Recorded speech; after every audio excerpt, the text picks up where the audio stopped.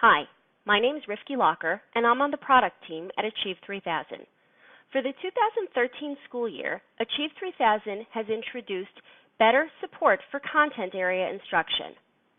I'd like to take a few minutes to walk you through the 5-step routine and show you how we've introduced a new lesson format that targets both English language arts and content area instruction.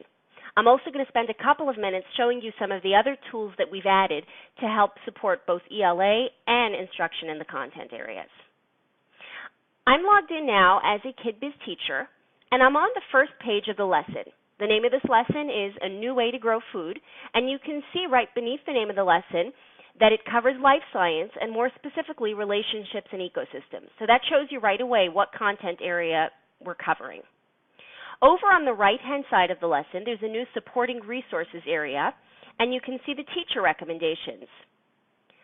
The lesson objectives for this lesson cover both ELA and content areas. So you can see that the language arts focus of the lesson is the problem solution text structure, and on the content area side, the science objective is learning about new technology and farming methods that show potential for growing plants indoors.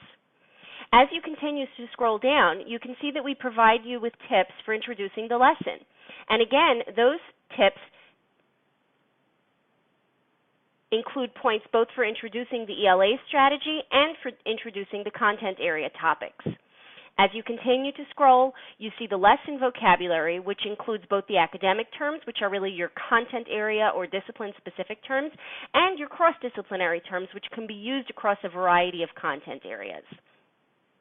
I'm going to go ahead and click through into the article because I want to show you here how we've added some supports for content area instruction while still focusing on the ELA strategies. If you look at the first page of the article, after each paragraph, we have a reading connection icon, which encourages students to use 3 different reading strategies: summarizing, generating questions, and setting the purpose. We've also added a second page of the article. The second page of the article has a focus on the content area knowledge that students need in order to comprehend this article and complete the rest of the lesson. I'm not going to go into steps 3 and 4, the activity and after reading poll, but I do want to show you the thought question, which again is a synthesis of both the ELA strategies and the content area knowledge that students have acquired.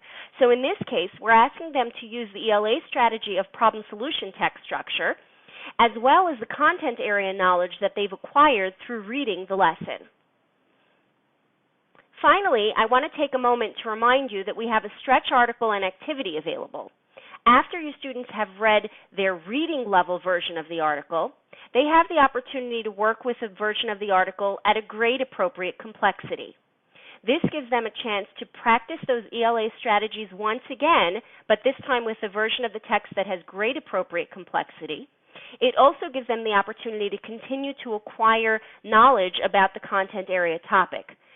If they want, they can go back into the thought question and revise that with the additional knowledge that they've acquired from the stretch version of the article.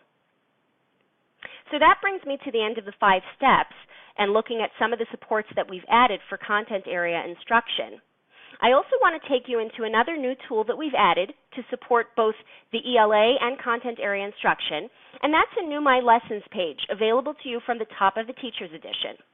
The purpose of the My Lessons page is to give you an overview of the content that's coming, along with some information about what content area and ELA strategy they cover. So let's take a look. This page has a listing of the lessons, the start date, and you can edit that if desired, the end date of each lesson, and then the topic of the lesson. So you can see that this lesson is a social studies lesson related to history. Lesson title, lesson description, you have access to the curriculum key and standards here. And then on the right-hand side, it tells you what the ELA instructional focus is.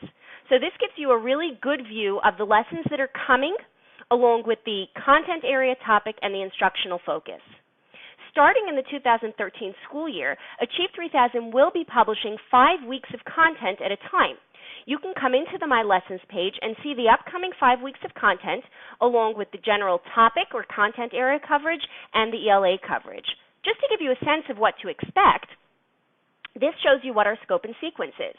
If you teach 2nd through 5th grade, the Monday topic will be focused on the science content area. The Wednesday topics will be focused on the social studies content area, and the Friday topic will be other informational text, so just that balanced coverage of a variety of current events topics on Friday. If you teach 6th through 12th grade, the Monday article and the Wednesday article will both be related to social studies. The Friday article will be that same balanced coverage of other informational text. So taking, say, 8th grade as an example, the Monday article will be related to U.S. history, the Wednesday article will be related to U.S. history, and the Friday article provides you with other informational text.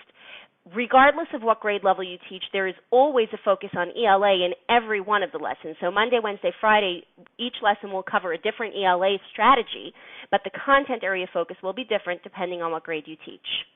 That brings me to the conclusion of my presentation. If you have additional questions or need more information about this, you can visit the Learning Center or contact customer support. Thanks so much.